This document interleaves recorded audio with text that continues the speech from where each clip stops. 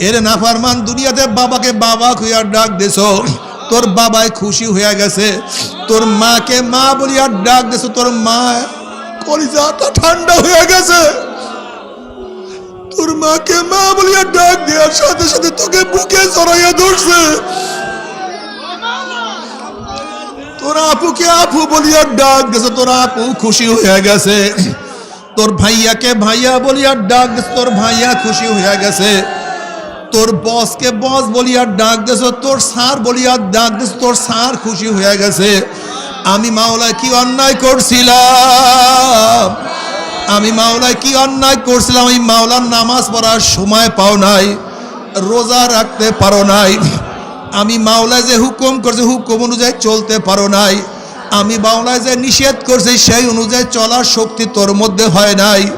আমি মাওলায় কি অন্যায় করছিলাম? সবাইকে ডাকছো, সবাই খুশি হয়েছে। আমি মাওলায় আবার কি অন্যায় করছিলাম? আমি মাওলাকে আল্লাহ বলিয়া ডাকতে পারো নাই।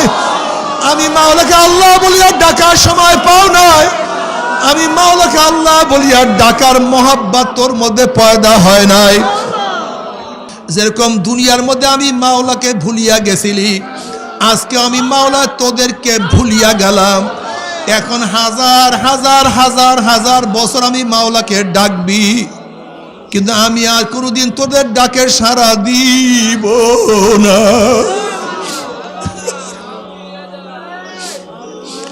আজকে দুনিয়ার মধ্যে আমি আমার মাওলাকে একবার আল্লাহ বলিয়া ডাক দিলে, আমার মাওলাই একবার আল্লাহ বলিয়া ডাক দিলে 10 বার ডাকে সাড়া দিয়া দেয়।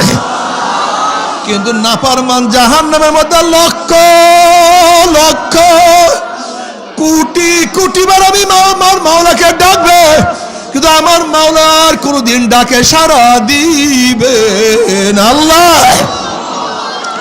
আল্লাহ তোমাকে ডাকার তৌফিক দিয়া দাও।